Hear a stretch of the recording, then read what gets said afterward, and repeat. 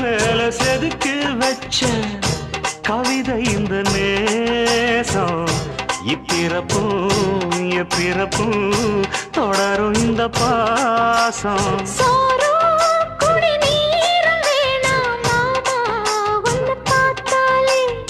ஆறும் பசியாரும் தானாச மொழி கேட்டாலே